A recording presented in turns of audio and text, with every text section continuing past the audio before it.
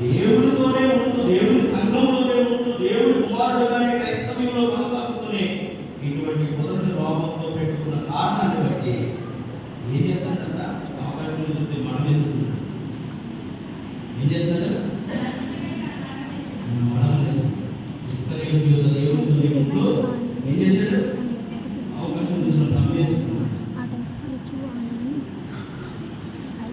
దావీదు కుమారుడైన అబ్షాలోము రాజ్యం కోసం ఏం చేశాడు?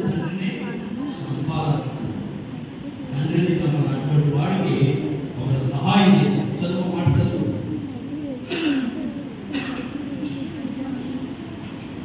సమూయేలు మొదలైన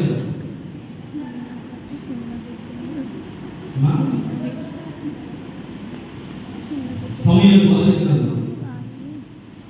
13వ అధ్యాయం 13వ వచనం.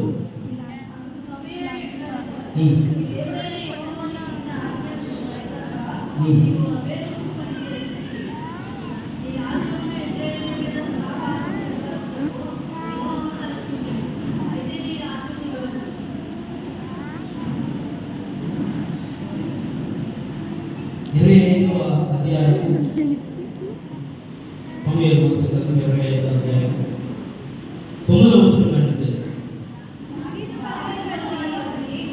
దావీదు పనివాడు వచ్చి ఎవడు అంటే కనుక అహీతోపెలు.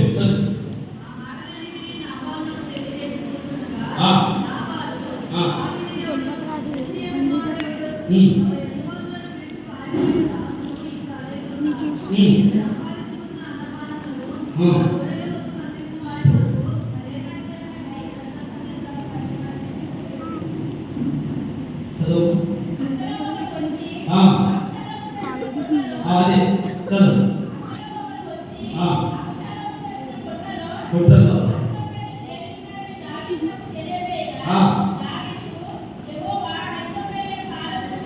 అహీతోపెలు ఎవరు తెలుసండి? దావీదు ఉప్పు తిన్నాడు. దావీదు ఉప్పు తిన్నాడు. దేవుడి దగ్గరే ఉంటూ 3.5 సంవత్సరాల ట్రైనింగ్ లో దేవుడి మాటలు ఏది కూడా నేర్చుకోకుండా అమ్మకానికి పెట్టేసినాడు ఒకడైతే, కడుపులో పుట్టిన కుమారుడు రాజ్యం కోసం తండ్రిని చంపేయాలనుకున్నాడు ఒకడైతే, రాజు పెట్టిన ఉప్పు తింటూ, రాజు పెట్టిన భోజనాలు అనుభవిస్తూ రాజు నాశనాన్ని కోరుకుంటారని కొడుకే సలహా ఇచ్చిన వాడు ఈ అహీతోపెలు అనేవాడు. ఈ మాట ఎందుకు చెప్పుకుని ఈ 3 సందర్భాలు ఎందుకు చేస్తున్నాడు తెలుసా? నా ఎంత భోజనం చేసిన వాడే నన్నంతా నా మనలో అంటే దీన్ని బట్టి మీకు ఏమర్థమో తెలుసా? శత్రుత్వం అనేది బయట నుంచి మన ఇంట్లో వచ్చే, మన సంఘంలో వచ్చే, మనలో నుంచే లేదు. అహీతోపెలు దావీదు పుట్టినవాడు, అబ్షాలోము దావీదు పుట్టినవాడు, ఇశ్రాయేలు యోధుడు సాక్షాత్తు దేవుడి శిష్యుడిగా ఉన్నవాడు. 8వ వచనానికి ఈ ప్రవచనాన్ని కోట్ చేసుకుంటే, ఉప్పు తిన్న వారు దేవుడితో ఉన్నవారు దేవుడికి వ్యతిరేకంగా ఏం చేశారట? మడమనెత్తారు. ఇటువంటి ఆలోచనలు కలిగి వారిని ఏం చెప్తున్నాడు అంటే కనుక మొదటి రోగం కలిగి ఏమున్నారు? మొదటి రోగం కలిగి ఇక రాత్రి కాల స్థితిలో ఇవ్వబడిన అంశంలోనికి వెళ్ళిపోయే కొన్ని మాటలు మనము ధ్యానించాలి. చదివిన 6వ అధ్యాయము 5వ వచనంలో, ఆదికాండంలో 1వ వచనమే ఇచ్చి దాంట్లో అంశం భాగాన్ని ఇచ్చారు కనుక చదువు. నన్ను దేవుడి గొప్పదన్నా కానీ ఏం చెప్తున్నాడు? చంద్రమండలోనే వెళ్ళాడు. భూమి గొప్పదైంది తెలుసా? చెడుతనం. అందరి చెడుతనం అంటే అందరి చెడుతనం వచ్చినోడు దేవదూతలు అయితే అసలు మగవాళ్ళు ఆడవాళ్ళు దేవదూతలు అవసరం లేదు. వారితో ఉన్న వాళ్ళని బయటకు పంపించుకోవాలి. సొదొమ కుమార ప్రజలు ఎలా ఉన్నారు తెలుసా?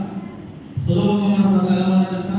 ఇంటి చుట్టుముట్టేశారట. లోపి ఇంటిని చుట్టుముట్టేసి అక్కడ నిజంగా దౌర్భాగ్యం ఏంటంటే వారి పెంపకాలు అలాగే ఉన్నాయి. చిన్నల మొదలు వృద్ధుల వరకు ఉన్నారని ఏమైపోయింది అంటే కనుక చెడుతనం ఎక్కువైపోయింది. ఎప్పటి నుంచి అంటే కనుక అది బాల్యం నుంచి హృదయం చెడిపోతుంది. అందుకని బాల్య దినములో సృష్టికర్తను స్మరణ తెచ్చుకుంది. వారు నడవలసిన త్రోవను 30 వందలని ఆవు చేలో వేస్తే కూడా. అందుకనే బాల్యం నుంచి హృదయం చెడ్డదైపోతుందని ఎరిగితే నువ్వు తెలుసుకుంటే కనుక బాల్యం నుంచి సమూహంలో అన్న నడిపించినట్టు మందిరానికి నడిపించుకుంటారు.